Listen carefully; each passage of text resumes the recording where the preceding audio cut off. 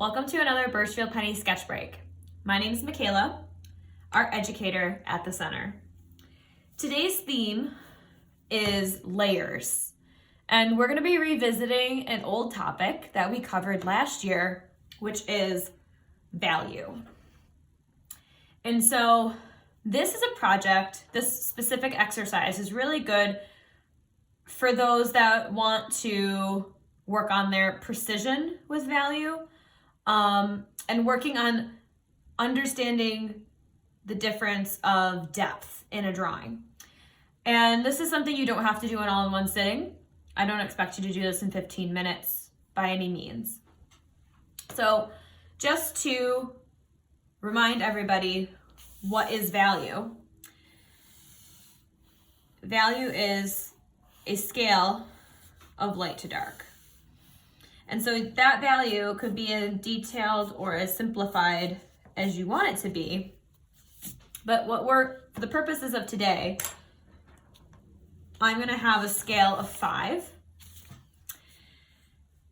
And 5 being the absolute darkest, which I have this ebony pencil. And the supplies you use today, you don't need to be using what I'm using. I have a variety of pencils and things here, but please use a ballpoint pen. Is actually really excellent for this skill because you can really get some dark values by cross-hatching with a ballpoint pen. As you move up the scale, you might add. It doesn't get as dark, so maybe you layer the darkest one 3 or 4 times. Maybe this one's just a couple of times. And the pressure you're putting on the pencil matters too. So you can see how it's getting just a little bit lighter, and then you get to your lightest value. So how do we add layering into this method? I have in front of me a few objects from around my house that are good as circle templates. You can use whatever you have at your desk. If your mug at your desk is empty, don't spill your coffee over your desk. You could use that. If you want to use squares instead of circles, Post-it notes are a really great way to do this. Or you can just freehand some circles. You don't need to use a template. This, I just think for the purposes of this 15 minutes, is going to be my fastest way to do this. So I'm going to just start by adding multiple circles of various sizes around my paper in different spots.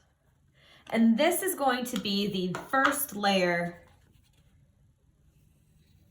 of our, maybe I'll call it like a Swiss cheese design we're doing. So just start out by simply marking your paper with various size circles of various widths, and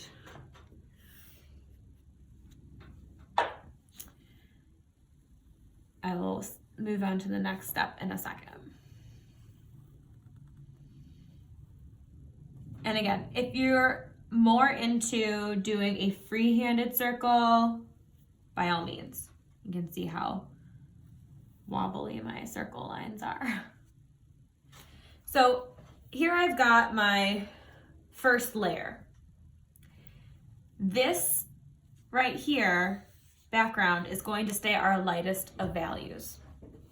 As we move forward in this layering system, we're going to be working from top to bottom. So our next step is going to be adding additional circles underneath, but making sure you're not overlapping onto this top layer. And what I mean is, when you use your tracing template, only stay within those circles you've designed. Put them in weird locations, wherever you want. It starts to break up this idea of overlapping. It brings in the idea that things are on top, underneath, and you can start to see that here.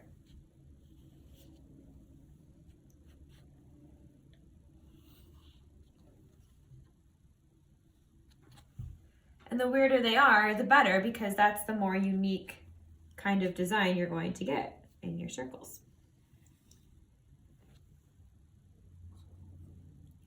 All right, so once you're content with the amount of circles you have on your page, and maybe I'm not, I'm gonna add one more.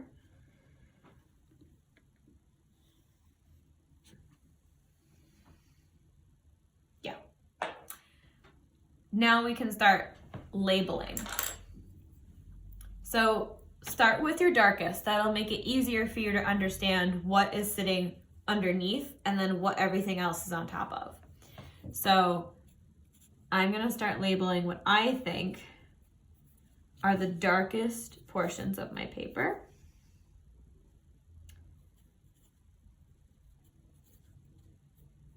Underneath.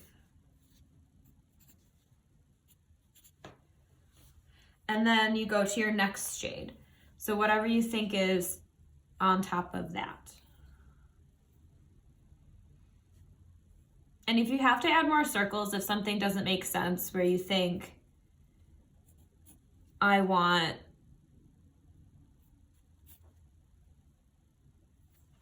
multiple numbers, if you don't make it up to level 2, add more circles. That's totally fine. And really take a minute to think about the process of adding the numbers and where you think those are going to lay.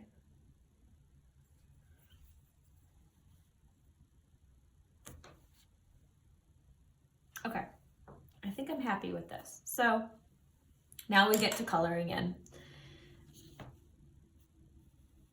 Starting with your darkest color, if you're using a pen, cross-hatching is probably going to be the easiest way to get this color down.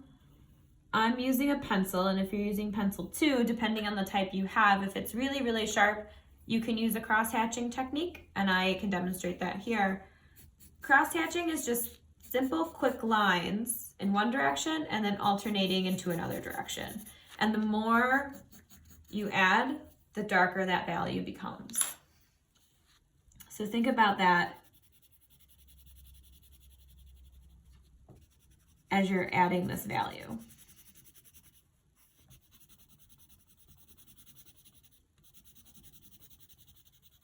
This pencil is really soft, so I'm able to cover a lot of value and put a lot of material on the paper just by pressing really hard with this pencil.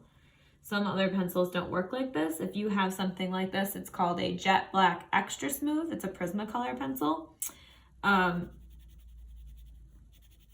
These are really great for putting those dark, dark colors down. But you do use a lot of pigment. And I'm just going over my outlines here so I understand where my borders are. So that way I don't overlap or overrun on anything. Staying within the lines.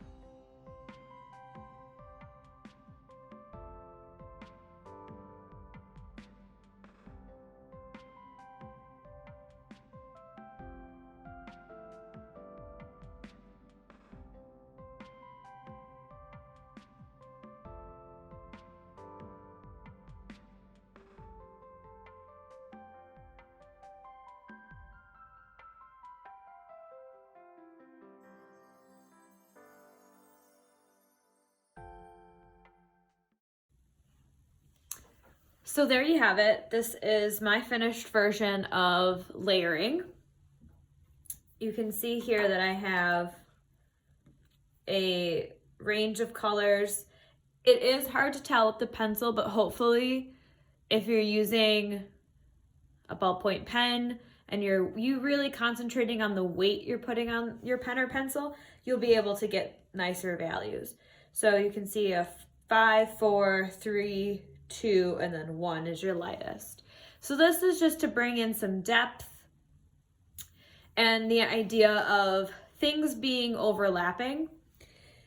When you're drawing in your sketchbook and you have objects in front of each other, it's important to think of the weight that lines have and the ways that shadows play within the atmosphere and the context of where you're drawing. So I really hope you enjoyed this sketch break. I had a lot of fun. I hope you learned something. And please join us in 2 weeks for our next sketch break prompt.